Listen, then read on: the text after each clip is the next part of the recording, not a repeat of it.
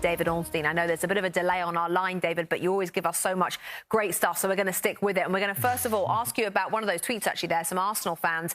Great summer, great additions, good start to the season. Is everything happy at London Colney and at the Emirates for Arsenal, David?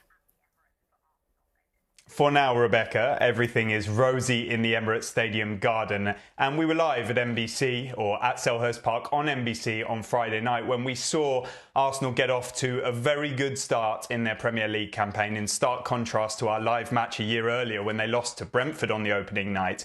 But it followed their pre-season, which was very encouraging. I think they won all of their matches, and it was a very harmonious camp, I can tell you. And that's largely because of their success in the summer transfer market so far. Their key priority, as we brought to you for many months, was a central striker. Their first choice option was Gabriel Jesus of Manchester City. They managed to get him. They managed to get him because they put so much work in for so long. Edu, Arsenal's technical director, Mikel Arteta, their manager, who obviously knows Jesus from Manchester City, and they managed to pull that one off, and that's the centrepiece. I think he could be a star of this Premier League season.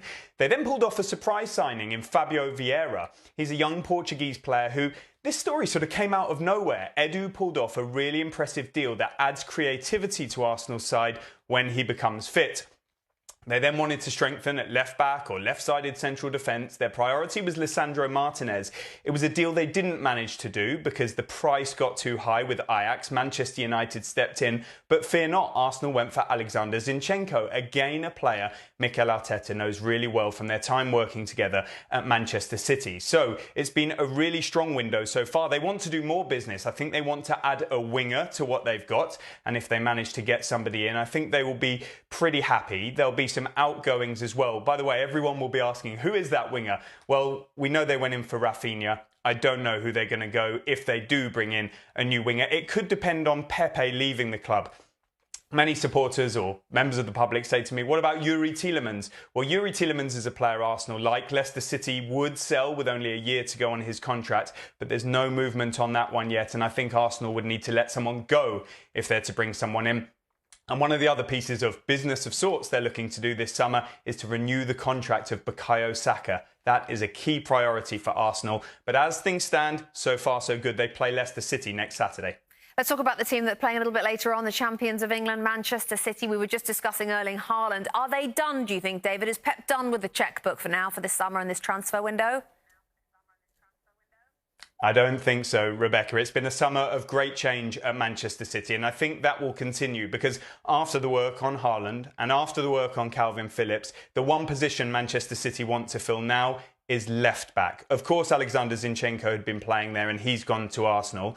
João Cancelo can fill in that position when necessary. I think they would like a new recruit. They've been looking at a player from Anderlecht called Sergio Gomez, but he would be coming in irrespective of a senior signing. He's a younger player, so they are still looking at the sort of top end of the market. In terms of who they'll go for, they've been linked with the likes of Borna Sosa at Stuttgart. They were prioritising Marc Cucurella before he decided to go to Chelsea. They've also got some good young players coming through at the club.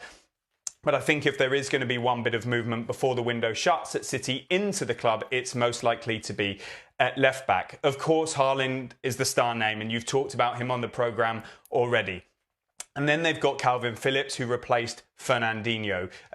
Raheem Sterling left for Chelsea, and they brought in Julian Alvarez of River Plate, the Argentine sensation. And there was almost a departure to Chelsea for Nathan Ake, but City decided to hold on to him, and that could be pretty crucial because their defence has suffered from injuries. They haven't done a major amount of work to it in the transfer market this summer. And so Ake will stay. There's other priorities for City as well. Pep Guardiola, whisper it quietly, is into the final year of his contract. There were reports that an agreement in principle had been reached a while ago, but he has not signed a new contract. He is out of contract at Manchester City in the summer of 2023. Phil Foden, he needs to sign a new Manchester City would like him to sign a new contract. Talks have been ongoing. They haven't had a breakthrough just yet, but reports in England are suggesting they're now getting there, and that would be a key piece of business for Manchester City. They also have a difficult situation on the horizon this week. On Wednesday, the trial of Benjamin Mendy starts.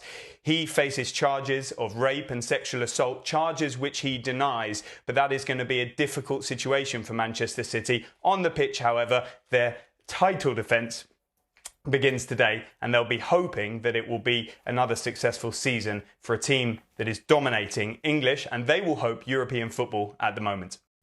Hi there, I'm Rebecca Lowe, studio host for NBC's coverage of the Premier League. Don't forget to hit subscribe to watch highlights all season long, and be sure to tune in for Premier League mornings every weekend at 7 a.m. Eastern.